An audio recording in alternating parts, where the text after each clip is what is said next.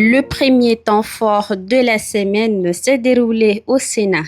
Réunis en séance plénière le 15 juin 2026, les sénateurs ont consacré leurs travaux à l'examen de la situation de la diplomatie tchadienne. Face à la représentation nationale, le ministre d'État, ministre des Affaires étrangères, de l'intégration africaine et des Tchadiens de l'étranger, Dr Abdoulaye Sabr Fadoul, a répondu aux préoccupations des élus sur les performances, les défis et les perspectives de l'action diplomatique du Tchad.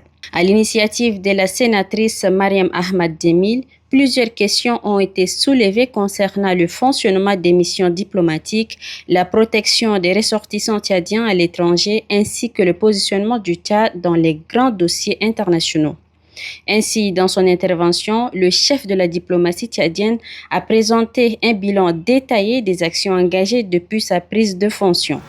Dans le but de renforcer le suivi de nos engagements, à notre arrivée aux affaires étrangères, nous avons pris des initiatives importantes.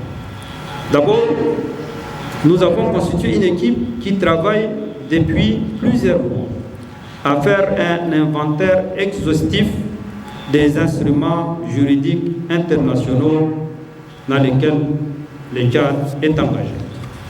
Avec les destructions et les pertes des archives dues à la guerre et au déménagement, un travail titanesque s'est fait en ce moment même pour reconstituer ces archives, les numériser et les mettre à la disposition du public intéressé. Un suivi sérieux passe par l'existence d'un répertoire complet de nos engagements. C'est ce qui n'existait pas et c'est ce que nous sommes en train de faire. Dans les mêmes ordres d'idées, une section chargée du suivi des engagements internationaux a été créée dans l'organigramme du ministère. Cette évolution constitue une étape importante puisqu'elle permet désormais d'assurer une veille plus systématique sur les obligations internationales du Tchad et un dialogue plus structuré avec les administrations concernées. Tout ceci pour dire que la multiplication des engagements internationaux, leur technicité croissante et la diversité des acteurs publics concernés rendent nécessaire un perfectionnement de nos mécanismes de suivi. Nos services y travaillent. En résumé, dans le respect des textes et de l'architecture institutionnelle de notre pays, il existe des mécanismes bien établis et bien huilés pour garantir l'unicité de la parole diplomatique tchadienne à l'extérieur et veiller à la mise en œuvre de termes des accords signés et autres conventions internationales auxquelles notre pays est partie prenante. Nos missions diplomatiques jouent un rôle de premier plan en tant qu'interface et dans l'exécution des actions à l'extérieur. Ainsi, nos missions diplomatiques contribuent déjà quotidiennement à la promotion des intérêts économiques du pays à travers la recherche des partenaires techniques et financiers, l'identification des opportunités d'investissement, l'appui aux projets de coopération, la mobilisation des financements et la facilitation des relations entre les opérateurs économiques tchadiens et leurs partenaires étrangers. À ce titre, vous avez certainement noté l'activisme de nos ambassades avant, pendant et après les PND qui constituent le schéma directeur en matière de stratégie de développement de notre pays pour la période 2026-2030. Le ministère n'a jamais mis autant de volonté et d'énergie que ces derniers mois pour favoriser la promotion de nos compatriotes dans la fonction publique internationale. Cette nouvelle dynamique est attestée par la création au sein du département des affaires étrangères d'une direction spécialement dédiée à la cause du placement des cadres tchadiens à l'international. La présentation ou les soutiens des candidatures tchadiennes, c'est en cours, par exemple au FUNIA, à l'OIF, l'Organisation de la francophonie, à l'Institut culturel afro-arabe, à l'OCI, à la FAO, au HCR et j'en passe. Les instructions données par notre circulaire à toutes nos missions diplomatiques de suivre, recenser et remonter toutes les offres d'emploi à l'international dans leurs juridictions respectives. Je suis convaincu que le visage de notre diplomatie sera d'une autre brillance d'ici les 10 ans à venir. Le ministre d'État a également reconnu les difficultés auxquelles demeurent confrontées plusieurs missions diplomatiques et consulaires, notamment en matière de ressources, d'équipement et de fonctionnement. Face à ces défis, le gouvernement entend poursuivre les réformes engagées à travers le renforcement des capacités institutionnelles, l'amélioration des conditions de travail des représentations extérieures et la modernisation des services consulaires. Il n'existe pas, Madame la sénatrice, une vision du ministère et une autre du président de la République dans un domaine qui est un domaine réservé du chef de l'État. D'ailleurs, il ne peut pas en exister même dans les autres secteurs de la vie publique.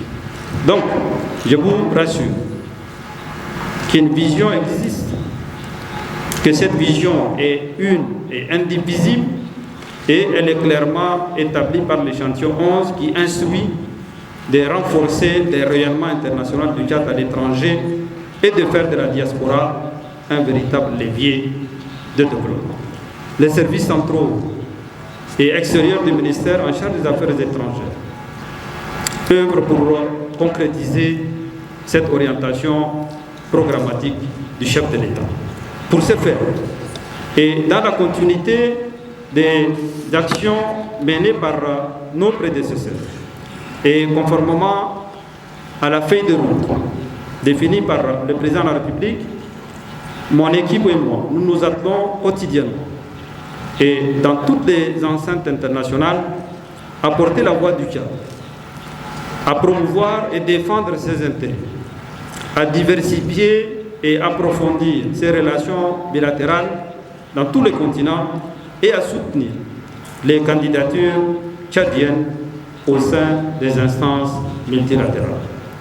Le ministère en charge des affaires étrangères joue 3 rôles essentiels. D'abord, il est la couloir de transmission, autrement dit, il est la porte d'entrée et de sortie pour les interactions entre nos partenaires bilatéraux et multilatéraux avec les instances nationales tchadiennes. Ensuite, selon les cas de figure, les ministères chargés des relations extérieures assure le suivi des engagements internationaux de notre pays ou accompagne les ministères sectoriels compétents dans la mise en œuvre de nos engagements. Ainsi, par exemple, et très concrètement, il arrive régulièrement que des institutions internationales nous saisissent pour solliciter soit des contributions du Tchad sur une thématique qui est en discussion, soit des renseignements sur la mise en application de tel ou tel instrument international qui touche à la question de l'armement, des droits de l'homme, etc.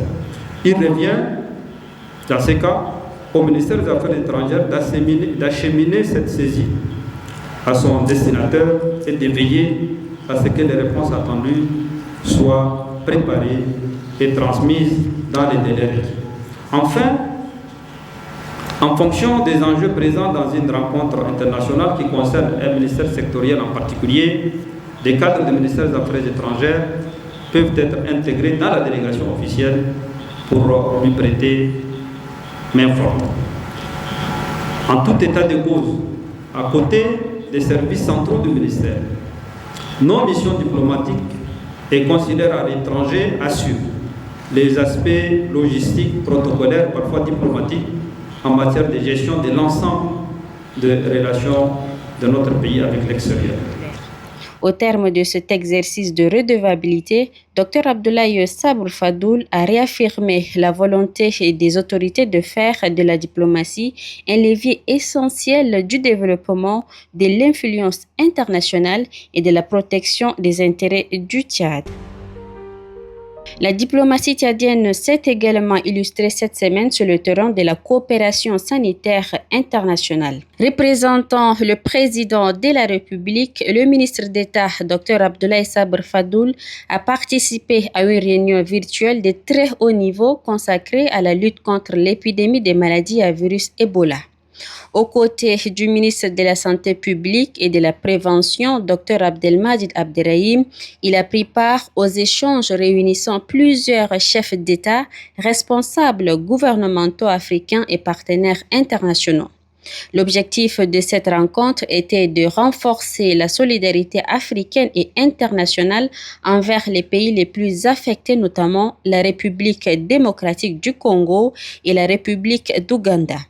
Selon les estimations présentées, près de 518 millions de dollars américains sont nécessaires pour financer les opérations de riposte. Les engagements annoncés ont largement dépassé les attentes. Les partenaires internationaux ont promis 910 millions de dollars, tandis que les États africains se sont engagés à hauteur de 80 millions de dollars.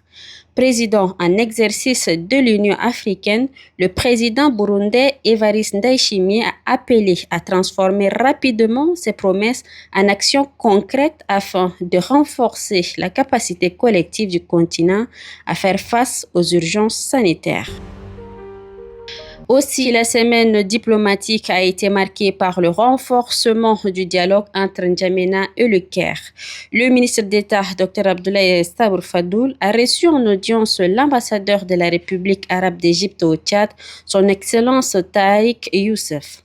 Cette rencontre a permis aux deux responsables de passer en revue l'état de la coopération bilatérale et d'explorer de nouvelles perspectives de partenariat dans plusieurs secteurs stratégiques. Parmi les dossiers examinés figure le projet d'exemption réciproque des visas, une initiative destinée à faciliter la circulation des citoyens, encourager les investissements et stimuler les échanges commerciaux et universitaires. Les préparatifs de la prochaine grande commission mixte tchado-égyptienne prévue à N'Djamena ont également occupé une place centrale dans les discussions. Les deux parties ont réaffirmé leur détermination à faire de cette échéance un rendez-vous majeur de la coopération bilatérale et un tremplin vers de nouvelles opportunités de partenariat. Autre moment fort de la semaine, l'arrivée à N'Djamena d'un émissaire spécial du président de la République islamique de Mauritanie. Mandaté par le président Mohamed Ould Cheikh El Ghazouani, le ministre mauritanien de la Défense, des Affaires des retraités et des enfants des martyrs, Hanana Ould Sidi, a effectué une visite officielle au Tchad.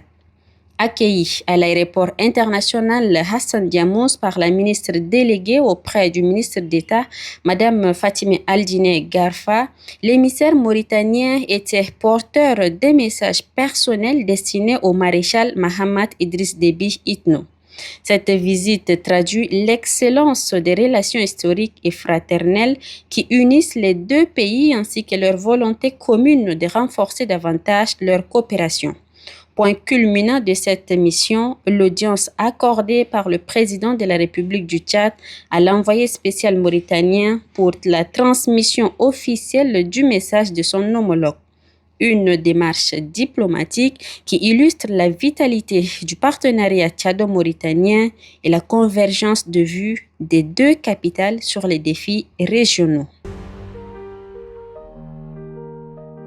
À Paris, l'ambassadeur du Tchad en France, Amina Priscille Longo, a représenté le Tchad ce 18 juin à la cérémonie commémorative de l'appel du général de Gaulle à l'invitation du président français Emmanuel Macron. Cet événement historique rappelle le célèbre appel lancé depuis Londres le 18 juin 1940, invitant le peuple français à poursuivre la résistance face à l'occupation nazie. Au-delà de sa portée pour la France, cette commémoration a également été l'occasion d'honorer la mémoire et le sacrifice des milliers de soldats africains, notamment tchadiens, qui ont contribué à la lutte pour la liberté et les valeurs humanistes durant la Seconde Guerre mondiale. Enfin, pendant ce temps, sur le front diplomatique et sécuritaire, le Tchad a réaffirmé sa volonté de coopérer avec les mécanismes internationaux tout en maintenant sa stricte neutralité dans le conflit soudanais. Lors d'une séance de travail tenue au Palais des Nations avec la mission internationale indépendante d'établissement des faits pour le Soudan, l'ambassadeur du Tchad à Genève, Ahmad Makaïla, a présenté les mesures déployées pour sécuriser les frontières, prévenir les infiltrations d'éléments armés et protéger les populations civiles, notamment les réfugiés soudanais accueillis sur le territoire tchadien. Saluant les efforts du Tchad dans la gestion de cette crise régionale, la mission a également pris note de l'engagement des autorités tchadiennes à poursuivre un dialogue constructif fondé sur le respect de la souveraineté des États, la coopération internationale et une évaluation objective de la situation sur le terrain.